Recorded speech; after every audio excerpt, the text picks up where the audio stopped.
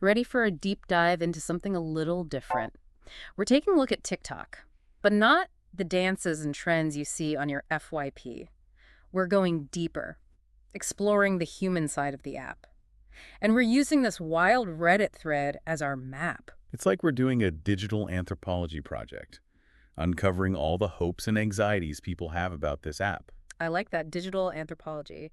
And there are some strong feelings out there. One thing that kept popping up in the thread, customer service or the lack of it. So many users are desperate to talk to a real person. It makes you think, doesn't it? These platforms are designed for millions, but when something goes wrong, it can feel very isolating for the individual user. Yeah. Like they're lost in a sea of content. Especially when you bring the TikTok algorithm into the mix. Yeah, that's a whole other level of digital mystery. Right. People are fascinated by it, but also kind of terrified. One user even said they felt paranoid because they were convinced the algorithm was feeding them a constant stream of conspiracy theories. It's interesting how much power we give these algorithms. We might not even realize it, but they shape what we see, what we think about. It's bound to mess with your head a little. And let's be real, those algorithm updates don't help. It's like TikTok's throwing fuel on the fire. We found all these comments from people freaking out because their views suddenly tanked after that big October update, even though they swear they didn't change a thing about their content. It's the fear of the unknown, right? One day you're riding high in the algorithm wave, the next you're wiped out. And because these platforms are so tight-lipped about how their algorithms work, users are left in the dark, desperately trying to figure out what they did wrong. You know, it's got to be extra stressful when you're actually relying on TikTok for something important, like sharing a GoFundMe. Yeah. And we actually saw a user who was at their wit's end trying to post about their GoFundMe, but the app kept muting them. No matter how many times they tried to upload it, the audio was gone. Wow. It really highlights that tension, doesn't it?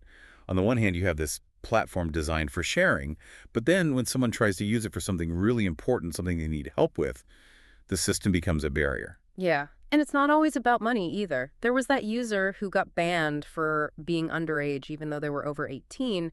But it wasn't even the ban that really upset them. It was losing their username. They said it had, quote, important sentiment to them. It's easy to forget that our online identities, even the seemingly superficial ones, can hold real emotional weight. That username probably represented a part of their digital journey, a piece of their online self. Losing it is like a mini digital crisis. Makes you wonder what it says about us that we pour so much of ourselves into these platforms, emotionally, financially, when the rules of the game can change in an instant. Yeah, it's kind of like building a house on a foundation of sand, isn't it? But speaking of shifting grounds, it's fascinating how TikTok, for all these individual anxieties it stirs up, ends up being this unexpected battleground for real-world issues, too. You remember that user who was worried that TikTok might get shut down because of all the pro-Palestine content that was being shared? All right. Just goes to show you can't really separate the digital world from the real world these days. What happens on TikTok, or any social media for that matter, it has ripples that reach far beyond the screen. No kidding. The lines are definitely blurred. And it's not just these huge geopolitical things either. I mean, think about that user trying to promote their GoFundMe campaign.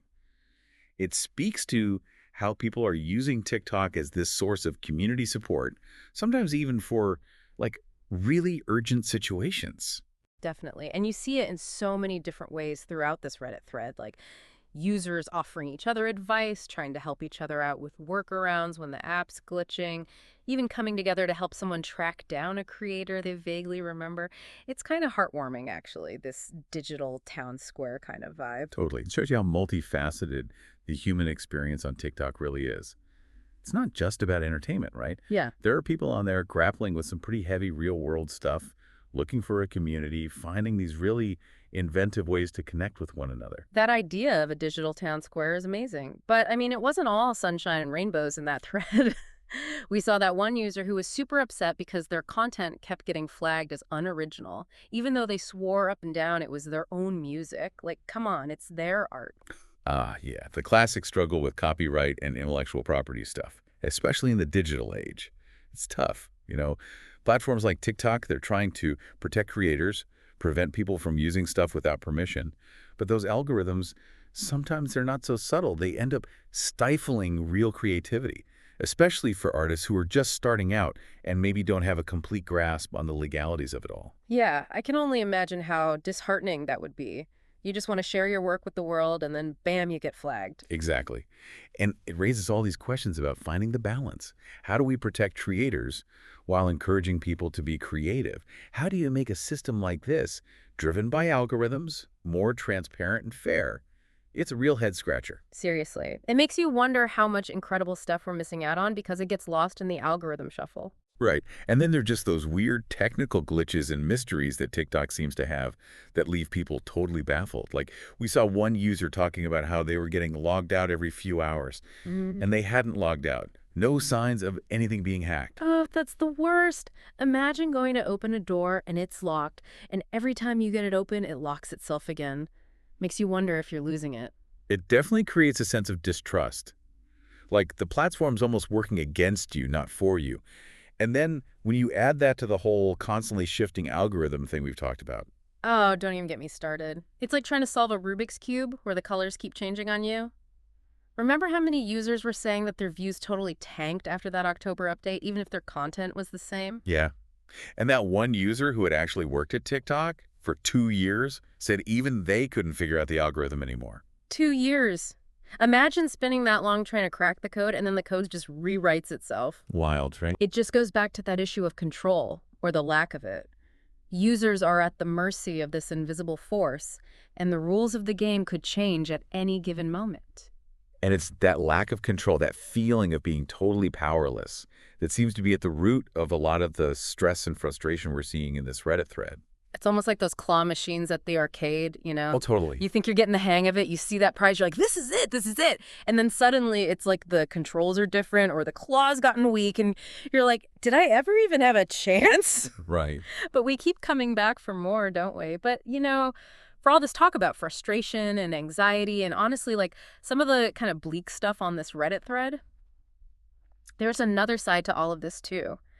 Because despite all the complaining, you also see this strong sense of community. Oh, absolutely. Like people genuinely trying to help each other out, giving advice, workarounds for when the app's glitching, even banding together to try and help someone find a creator that they barely remember. It's like this shared language, a shared experience. Yeah, We're all kind of in this weird, wild world of TikTok together, definitely. and that creates a kind of camaraderie, I think, which is actually kind of nice. Yeah, I think so too. It is nice. I mean, it's fascinating, right? We started talking about these very individual, like, what's going on with my TikTok kind of frustrations. Then we zoomed out to these bigger issues, algorithms, digital identity, even global politics. And now we're kind of circling back to that very human need for connection, Right. this desire to want to help each other out, even in the most unexpected corners of the internet. Yeah. We've gone from the depths of algorithm anxiety to, talking about copyright and censorship, all these really complex things. And then there's this glimmer of hope. Yeah. Like, even in this digital world, there's still human connection, people looking out for each other. It's like a little digital heartbeat underneath all those viral trends and those perfectly curated feeds. And it's a good reminder that, like, behind every username, every comment, every like, Mm-hmm. there's a real person with real feelings and hopes and struggles. Definitely. And they're going on TikTok to Yeah. find support, to be part of a community. To belong.